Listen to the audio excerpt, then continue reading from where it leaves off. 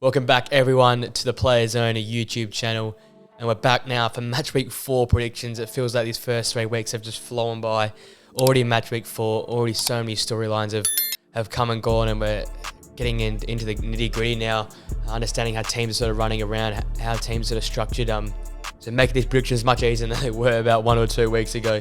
Obviously, our score system, 1 point for correctly predicting what the result would be, and then 3 points for the exact correct scoreline. I managed 6 correct games last week, so 6 points. That adds on to the 13 points for the first 2 weeks. So we have 19 points from 3 match weeks so far. It's not too bad. I think a few scorelines last week I got horribly wrong. I think the Man City game I predicted 5-0. They only scraped 2-1 over the line. And I predicted Newcastle to win against Liverpool, and that was proved very wrong in the end of it all. But here we are, Match Week 4. Let's get straight into these predictions.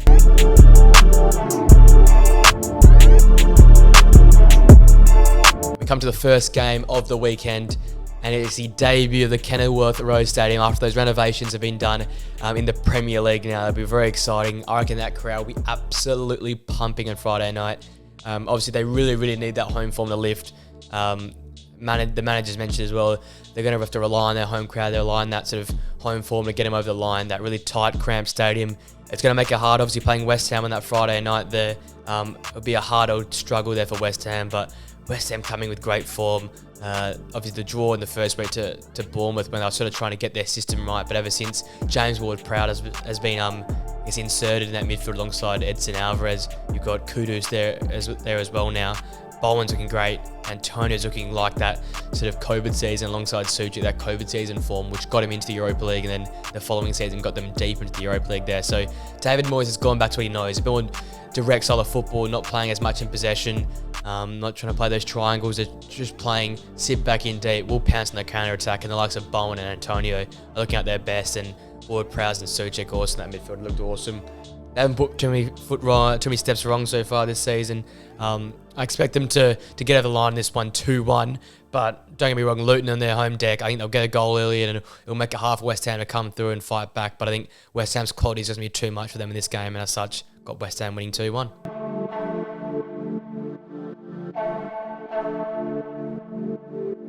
We now come to the early morning Saturday fixture.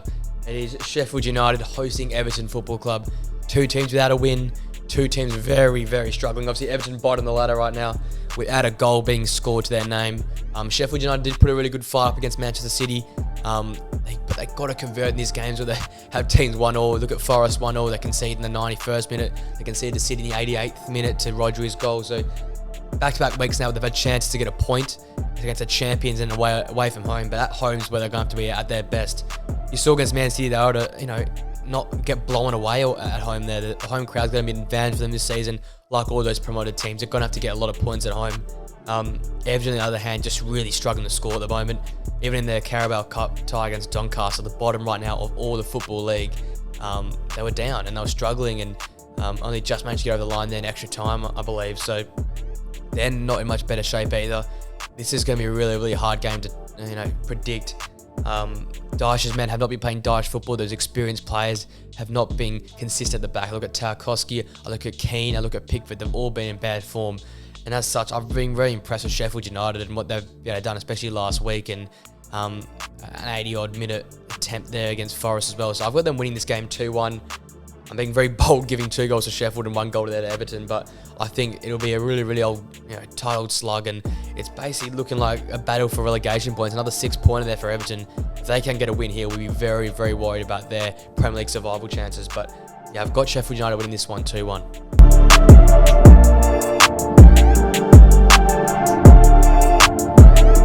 We now come to those midday Saturday fixtures, and it's Manchester City hosting Fulham. Obviously, mentioned in that previous game, Man City didn't really perform at the level I thought they'd be against Sheffield United. They didn't look phased at any point in time. Haaland obviously missed a penalty. Haaland's been struggling as of the last 2 weeks, but he scores a goal. Like, this team just manages to get wins when they need to, and the memes have all come out during the week. Whenever City need a goal, Rodri's there, and he was there in the weekend. Ball deflected out of him, an absolute rocket into the back of the net. A big clutch win. They're dropping points there, drawing to Sheffield United. A lot of questions would have been asked them of the week, but as such, they win, and they slide under the radar once again. Obviously, Arsenal dropping points, so all the attention was moved onto them, but think we need to realise City have not been at their best. We obviously know City aren't at their best until to the back end of the season, but they needed to kick into gear soon enough. And going home, facing a Fulham side who have not really been consistent at all. I looked back 2 weeks ago to that Brentford game where they just got outclassed. Obviously, the draw against Aston was a very, very good tactical result. Paulinho inserted in that midfield makes a big difference, but when you look at the midfield and the firepower of Manchester City up front, as I keep saying, if it's not De Bruyne, if it's not Haaland, it's Alvarez, it's Foden, it's the others, it's Grealish. So there's always goals in the team, it's always goals in Man City, and as such, I think Fulham's still trying to get their A game together, trying to get that spark in that team, and as such, I've got Manchester City, I think, comfortably winning this game 3-1.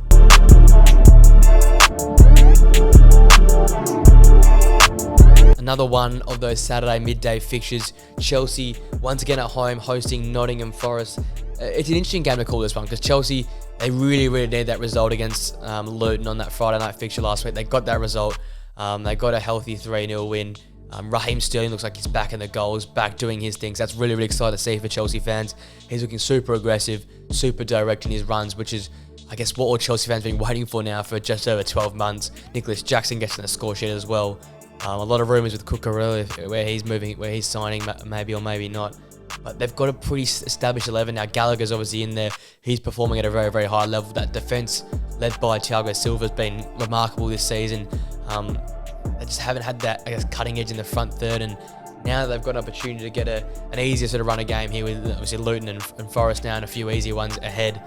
They could get a bit of a roll on. Poch's team's going to need, a chance to, I guess, blend with these players together, blend Pochettino's style of play in there as well. So these sort of easier games early on will help them, will help their Premier League, European push come the back end of the season, hopefully.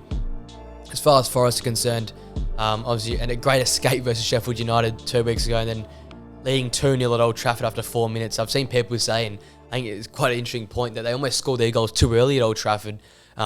Whenever at Manchester United at home, there's always goals there. The crowd will suck in 1 or 2 goals a game. So scoring them in the first 4 minutes almost left them a bit vulnerable. That you got 86 minutes for Manchester United to score 3 goals, and it was always going to happen. It felt like they sat in too deep.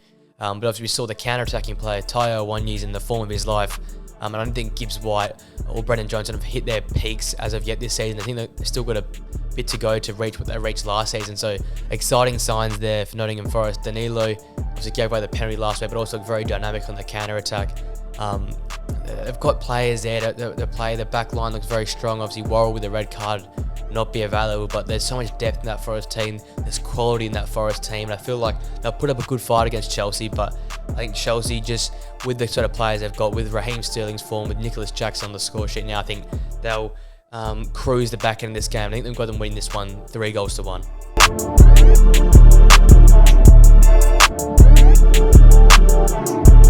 Another one of those midday fixtures, Burnley hosting Tottenham Hotspur. Burnley again at home at Turf Moor there. So far yet to have positive results, still sitting on 0 points. But played some interesting football along the way. Obviously only the 2 games in because of the Kenilworth Road interruptions in Matchweek 2 there. So we saw signs against Villa that had a really strong start to the second half. They've got some really, really quality players. Look at Benson, look at Goodmanson. Also got the likes of Ezekiel Amdouni up front there as well. There's some talented players, but I think a few of these teams, give them time just to amalgamate a few changes to that team that sort of coast to the championship. Obviously an upgrade to the Premier League level is going to take time to get used to. So I think a time just to get them together. I think this will be an exciting game. I feel like there's going to be goals in this game. I think I'm going to say for the first few weeks at Tottenham until they we are proved otherwise. And Postecoglou likes attacking style of football. He likes open gameplay at times. I've been very, very surprised how strong Tottenham's defence has been. Mickey van de Ven has been a very underrated, under-the-radar signing. Very strong, made for that Tottenham defence. Able to carry the ball, able to play almost one-on-one at times when they're so exposed. He's been very good. And for me, Destiny Udogie has been the find of the season so far. That left back, the Italian, he has been superb. Obviously created that assist for the Kulusevski goal to make it 2-0 versus Bournemouth. He's up and down that left flank so well. And you see Ange's ability to read a game. He brings on Perisic, he brings on Højbjerg. In the start of the second half, they were Bournemouth trying to get control of the game, and obviously Tottenham then regain control, and they take control for the rest of the game and do very, very well. So Ange's got that tactical nous. He's had the experience in a big team like Celtic to get big results, and I feel like that'll be very important for this Tottenham team to manage games at times because they're going in the front foot a lot of times this season. Hopefully this week's the week we see Son on the score sheet. I'll be very excited to see him on the score sheet once again, but we've seen how good Maddison's been. Obviously, Richarlison gets a goal during the week in the Carabao Cup. Hopefully that opens him up now. As such, I got Tottenham win this game 3-1. I feel like they've got too much talent and too much attacking quality for Burnley to handle.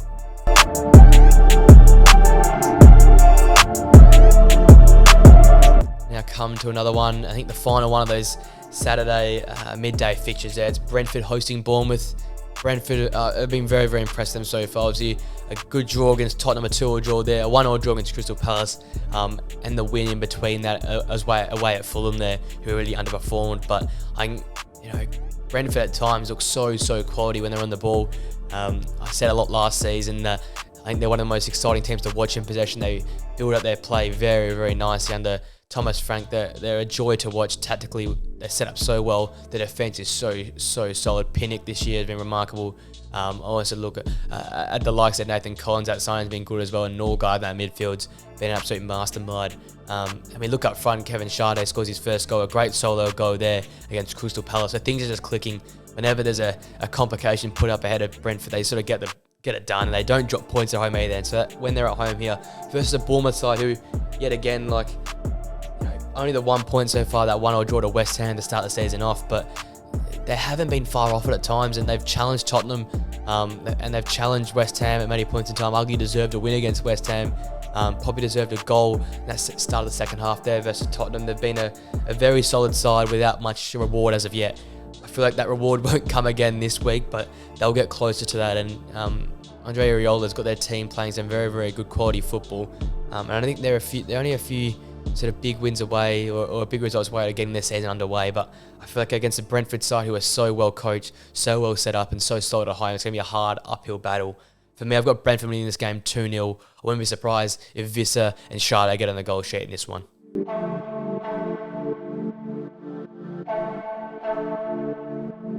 Now, the late evening night kickoff there on Saturday. It's Brighton and Hove Albion hosting Newcastle United. Both teams obviously very, very underwhelming last week. Brighton especially at home to West Ham. You thought they'd be able to score some serious amount of goals. They've been the goal scoring king so far this season, but only managed the 1 goal. And West Ham, obviously they conceded 3 to West Ham. West Ham did their job so well on the counter attack. They pounced on Brighton's mistakes a few times there, like to Webster for that first goal there. But very disappointed in Brighton, and I think for me the most disappointing last night was Newcastle United, unable to convert on a 1-0 lead and 10-man Liverpool without their captain there, and having Trent Alexander-Arnold captaining on a yellow card at right back. That was very disappointing for me. Both teams really underwhelmed. Both teams though showed so much to start this season off. I think Newcastle showed me less. I've been very, very impressed with Brighton so far. I think last week was a bit of a blip, and you just got the good vibes right now at West Ham, and their tactical, works and tweaks have just suited them so well. So they got the better of Brighton in this game. Though I feel like it'll be a lot of possession for both teams, but not a lot of clear-cut chances. Brighton will be set up a bit more defensive, I feel, in this game, but both teams in possession will try and carve each other up. I'll be interested to see who wins that midfield battle out of Bruno, Tonali, Joelinton versus, which looks like now, the likes of Dahoud in there, alongside maybe the Solly Marches of the world, Pascal Gross, whoever sort of moves into there more centrally. It'll be a very exciting challenge. I think Newcastle going away to Brighton won't be as easy as I think it will be. As such, I think it'll be a very tight battle. Not many clear-cut chances. So I've got this game going 1-1.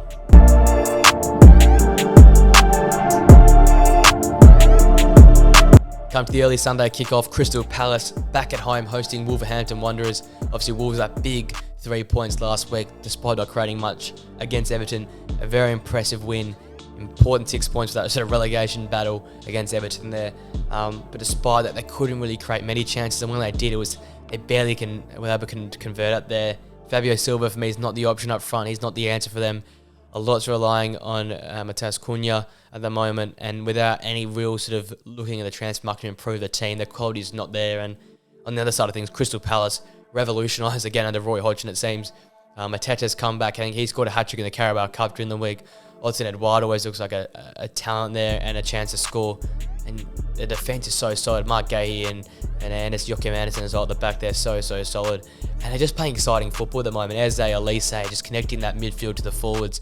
And the forwards are just getting more chances, more opportunity under Roy Hodgson to get into areas, to get into dangerous spots to score. And I feel like this new era, a bit of maybe carefree football under Roy Hodgson, not so worried about defensively. They're looking so much better going forward, and I feel like a bit of a slam dunk 2-0 win for Palace at home there. I feel like Wolves have been very well set up under the Gary O'Neill. They've been very well set up, but I think Crystal Palace too much forward attacking talent, and as such, I think the 2-0 result for me is the way this one's going to go.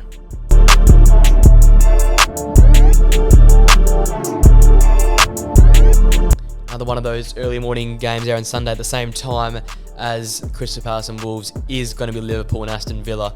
Now, this is one of the most super exciting games on the weekend. Obviously, Liverpool with that remarkable win, Darwin Núñez, his double in the last 10 minutes or so to salvage 3 points there away to Newcastle, where it seems so bleak with the Van Dijk red card.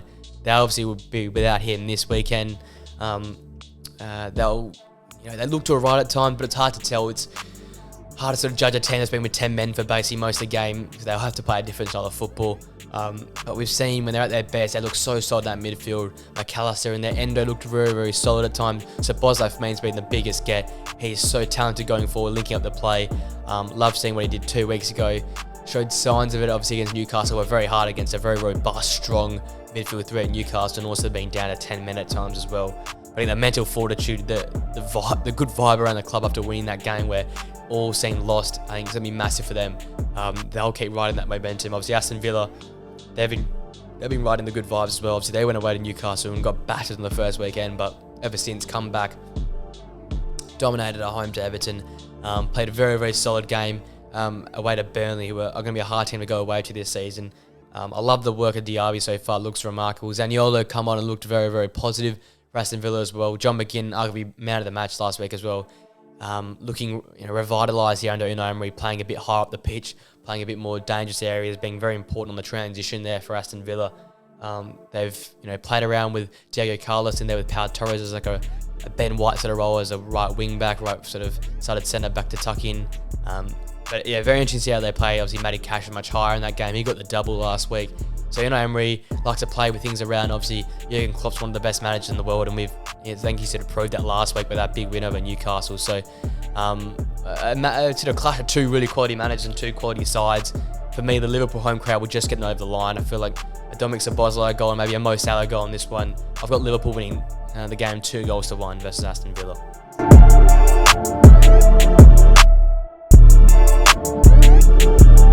Alrighty, that brings us to the final game of the weekend. The big showdown of the weekend, the Sunday evening kickoff there.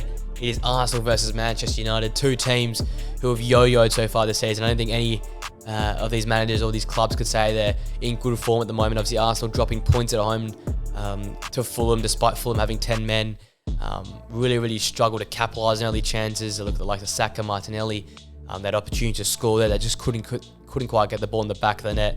And despite being down to 10 men, a great cross, Palhinha puts the ball in the back of the net and sort of breaks the hearts of Arsenal fans. They were down in the first minute. We've seen teams now, 3 of the last 9 times at home, Arsenal conceded in the first minute. Not a good trend to get into, but obviously this game last year, the same fixture was arguably the best game of the season last year. The 3-2 win there for Arsenal. Great goals from Rashford, great goals from Saka. Lissandro Martinez header. I think Eddie Nketiah also got on the score sheet as well. But it was one of those really classic games where both teams were at the peak of their powers on the midpoint of last season. But I feel like this will be an absolute opposite. It'll be an uglier game. I feel like Arsenal at home, they'll get the benefit of that. Obviously, Man United came back from 2-0 down in 4 minutes to come and win the game against Forest last week. But I guess they were quality for after the goals went in, but you can't be conceding 2 goals to a top team like Arsenal and the way they conceded them so sloppily from a corner, and then for not manning up from a set piece there as well. Things need to change, things need to click at United. They lose now Rafa Varane as well, so looks like a Lindelof and Martinez centre-back partnership, which we haven't really seen much of as well. Interesting to see how that goes. There's no left-back at the moment. Diogo Dalot is playing at left-back. United are quite now very injury-stricken and undermanned. It's interesting if Rasmus Højlund comes in and plays this week for Manchester United. I think Arsenal at home, they'll get the kick they need from Arteta this week after that disappointing 2-2 draw. They'll be up for it at home as well. It's hard to tell. This game could probably go 2 ways, but I definitely expect this one for Arsenal to win the game. I've got them winning the game 3-1 in the end.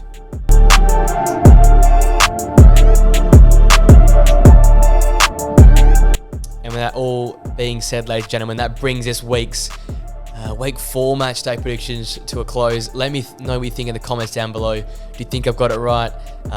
Do you think I'm well off?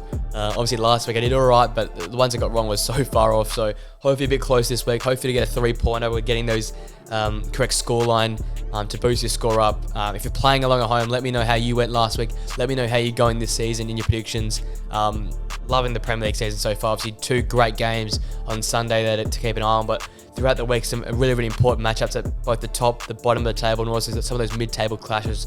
That's why we love the Premier League. Each week's super, super exciting, guys. If you enjoyed the video, please leave the video a like. Please subscribe to the channel and the King of the Court basketball channel as well, which are running as well. Make sure you check out the last few videos. Put a lot of time and effort into those ones as well. So hope you dive into them, give those podcasts, give those videos a watch, and hope you can get the most out of them. Please, guys, have a great rest of your day. Enjoy the Premier League this weekend, and I'll see you guys for another video very, very soon. See you then.